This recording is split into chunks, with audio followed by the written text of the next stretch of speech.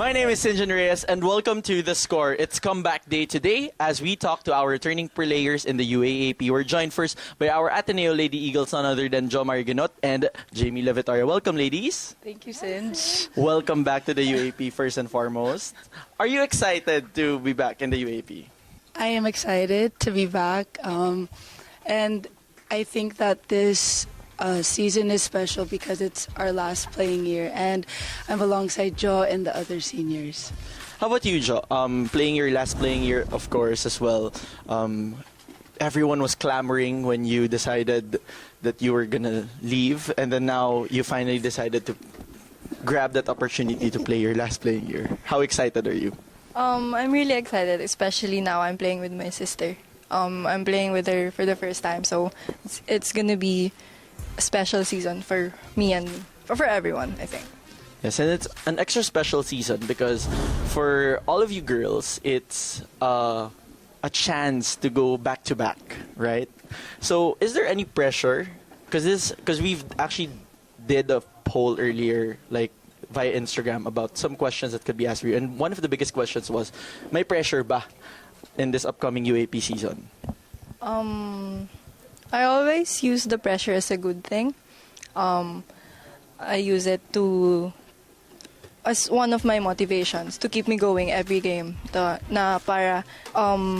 use it na para hindi ako relax lang sa game, to push myself to be better every game. And speaking of pushing yourself to be better all the time, I've read some articles online about you, Jamie, and most of it would always mention how before you were in the shadow of your batchmate, Jho Maraguinot, but now you're playing out of her shadow. It's your time to shine. So how different is this for you?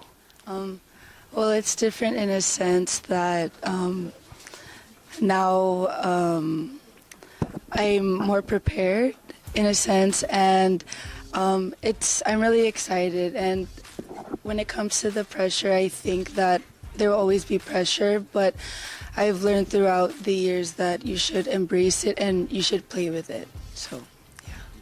But now I think the biggest question that everyone has been asking at the back of their heads is, you guys have played commercially already in professional teams, in commercial teams. The biggest question is, if you have that opportunity already, why come back to the collegiate level? What made you come back? I think that for me, the goal was to just help this team in any way possible. When I was approached a few months ago about coming back, it was actually a hard decision for me because I was also already in pro. So I really had to think of myself. But I knew that when looking at the lineup now, there's a bunch of young girls. So I knew that they needed guidance as well. And I knew that we have the maturity now to help that on and off the court. And having some conversations with you before, I remember you've always told me, like, you always see yourselves in these young girls. Can you share that to our kapamillas? When I started training with the girls a few months ago, I noticed that they would come to training, they would be a little nervous, and what's crazy is how I saw myself in them, and I know that because they're like that, I can now guide them in the right direction. Speaking of guidance, syempre ikaw, Jho, ikaw yung may pinaka-daming playing time from your previous experience with Ateneo.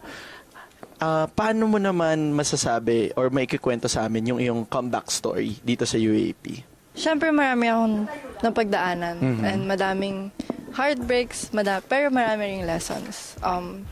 Siguro yung lessons na yun, dala-dala ko siya hanggang ngayon. But was it the same, these heartbreaks that made you decide to come back in the UAP for Ateneo? Not really. Siguro yung malaking bagay na nagpabalik sa akin is yung trust ng coach.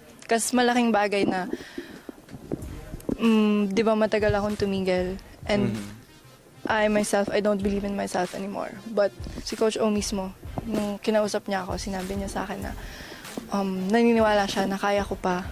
And malaking for every athlete, malaking bagay yung may tiwala sa'yo yung coach mo. And it's so obvious because I see itong si Jamie tumatango dun sa gilid, no? So parang napaka-obvious that Coach O is very vital to your comeback with the Lady Eagles. And is that how this story progressed? Na parang ganito ba yun? Na parang Coach O really wanted you to be the seniors of this very young squad? Yeah, from the very start, he said na he doesn't need our points talaga. I mean, sinabi niya yun na hindi ko kailangan na kayo lang yung pumupuntos, kayong matatanda lang yung pumupuntos. Ang kailangan ko, guidance para sa mga bata. Especially now na madami. Like sila Faith, first time mag-UAP. And let's admit na iba yung pressure, iba yung feel pag maglalaro ka in the UAP. Payo ba to for you, Jamie? Like, is it the same request from Coach Oliver now that you're coming back for your squad? Yeah, he said the same thing to me also, that we're there to guide them on and off the court, and not only guidance but also the maturity, like I said before, because the girls are so young compared to us, so we provide the maturity and the guidance. So, we'll be expecting a different role for you two girls na parang mas leader kayo pagpasok dito sa UAAP. And I guess some of the questions also that I've been reading a lot was about, are you guys really physically ready as well for the UAP? Like, for you, Jo, are you, for the past 2 years that you've been gone, I'm correct, right? 2 years? Almost 2 years na nawala ka sa UAP. Naging problema yung pagiging on and off the court, yung injury. So, ano ba, okay na ba tayo? Healthy na ba tayo this coming UAP season? That's one thing I'm really proud to say na 100% physically. Wala na. Yun yung reason kasi kung ba't din ako on and off. Like, nung nag-commercial ako talagang inayos ko yung injuries ko. Minake sure ko na bago ako bumalik, wala na akong injury. And how about you, Jamie? Ano naman yung natutunan mo from your commercial experience? Because that was a year being out of the collegiate level and gaining a lot of experience with your club team. Well, my last playing year was season 79, and playing in pro was great. I got a lot of playing time. I was able to learn more about myself and how I am as a player, and that really allowed me to sharpen my skills, and I'm just very grateful for that. Now, speaking of the questions online, we have some questions that we've gathered online as well. So, here is a question from @Gabriel Nuki. Sabi niya, for Jamie and Jo, are you willing or are you ready to bring back and keep the title for Ateneo this year? For me, yes, of course. I don't think I would have gone back if I didn't think that we would win. How about you, Jo? What's your answer to that question? Ready ka ba daw ibalik or i-keep yung crown sa Ateneo? Oo naman. Yun yung pinagtatrabuhan namin all year.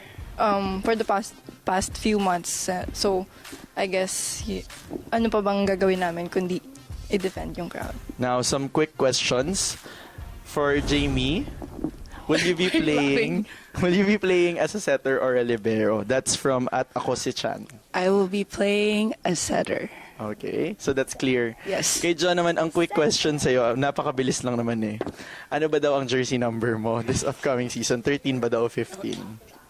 Explain na lang natin bakit 15 ulit ang napili mo. Kilala naman natin si Coach O na mapamahiin, so ayaw niya ng 13. So, yun lang yun. Bawal mag-13. Pero gusto mo talaga 15. And for the longest time, 15 talaga yung number mo. 15 naman. So, nagbabalik si Jo sa 15. Ito. So, last part of our interview, before we let you go, a quick shout out and invitation to your supporters to support you and keep supporting you in this upcoming season. Hi everyone, please continue to support the Ateneo Lady Eagles. Continue to keep us in your prayers, and see you at the games. Thank you. Jo naman, Jo. To the Ateneo community, thank you. Sinusuportahan nyo kami all throughout this years, and sana supportahan nyo pa rin kami this coming season, and one big fight. Thank you so much, ladies. And one big fight sa inyong pagbabalik dito sa UAAP. Welcome back. I'm so excited to see you again on the court. Thank you. Parang naririnig ko yung crowd na habang naglalaro kami, nag-UP fight sila.